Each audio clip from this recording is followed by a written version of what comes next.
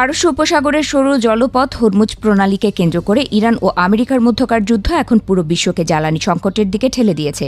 নিজেদের ভৌগোলিক সুবিধা ব্যবহার করে এই কৌশলগত জলপথে প্রতিদিন প্রায় 1,40,00,000 ব্যারেল তেলের সরবরাহ বন্ধ করে দিয়েছে ইরান।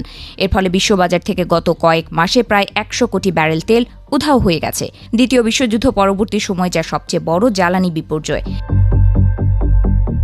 এই পরিস্থিতিতে আন্তর্জাতিক জ্বালানি সংস্থা প্রধান ফতিহ বিরল সতর্ক করেছেন যে এই পরিস্থিতি চলতে থাকলে আগামী জুলাই মাসের মধ্যেই তেলের বাজার রেড জোনে প্রবেশ করবে। আর এমনটি হলে তেলের দাম আরও বৃদ্ধির পাশাপাশি বিশ্বজুড়ে শিল্প উৎপাদন এবং খাদ্য সরবরাহের চেইন ভেঙে পড়বে বলে মনে করছেন বিশেষজ্ঞরা।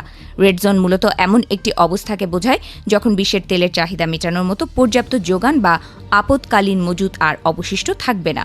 সাধারণত যে কোনো বড় সংকটের সময় দেশগুলো তাদের সংরক্ষিত ভাণ্ডার থেকে তেল ছেড়ে পরিস্থিতি সামাল দেয়। কিন্তু ইরান যুদ্ধের ভয়াবহতা এতটাই বেশি যে আন্তর্জাতিক জ্বালানি সংস্থা এবং এর সদস্যভুক্ত 32টি দেশ মার্চ মাসে রেকর্ড 400 মিলিয়ন ব্যারেল তেল বাজারে ছেড়েও ঘাটতি পূরণ করতে পারেনি। এখন পরিস্থিতি এমন এক পর্যায়ে পৌঁছেছে যেখানে তেলের রিজার্ভ প্রায় শূন্যের কোঠায়। এমনকি যে কোনো নতুন সরবরাহে বিঘ্ন ঘটলে তেলের দাম ব্যারেল প্রতি $120 থেকে $130 ছাড়িয়ে যেতে পারে। এই রেড জোন অতিক্রম করার অর্থ হলো উন্নত দেশগুলো তাদের যাতায়াত ও বিদ্যুৎ উৎপাদন কমিয়ে দিতে বাধ্য হবে। ফলে উন্নয়নশীল দেশগুলোতে ভয়াবহ মূল্যস্ফীতি দেখা দেবে। সাধারণ মানুষের পকেটে ইতোমধ্যে এই সংকটের প্রভাব পড়তে শুরু করেছে।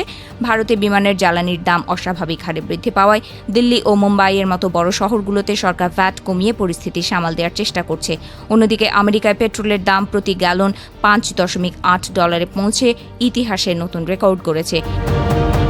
ইরানকে ঘিরে মধ্যপ্রাচ্যের এই অস্থিরতার কারণে তেল, গ্যাস ও সারের দাম বাড়ায় বিশ্বজুড়ে খাদ্য সংকটের আশঙ্কা তৈরি হয়েছে। এশিয়া ও আফ্রিকার দরিদ্র দেশগুলো এই রেড জোন সতর্কতায় সবচেয়ে বেশি আতঙ্কিত, কারণ তাদের কাছে এই উচ্চমূল্যে জ্বালানি কেনার মতো পর্যাপ্ত বৈদেশিক মুদ্রার রিজার্ভ নেই। এদিকে শান্তি আলোচনার টেবিলে আমেরিকা ও ইরানের অনড় অবস্থান এই সংকটকে আরও দীর্ঘস্থায়ী করছে। আমেরিকা চায় ইরান তাদের পারমাণবিক কর্মসূচি পুরোপুরি বন্ধ করুক, আর ইরান চাইছে যুদ্ধের ক্ষতিপূরণ এবং তেল রপ্তানির ওপর থেকে সব ধরনের নিষেধাজ্ঞা তুলে নেওয়া হোক।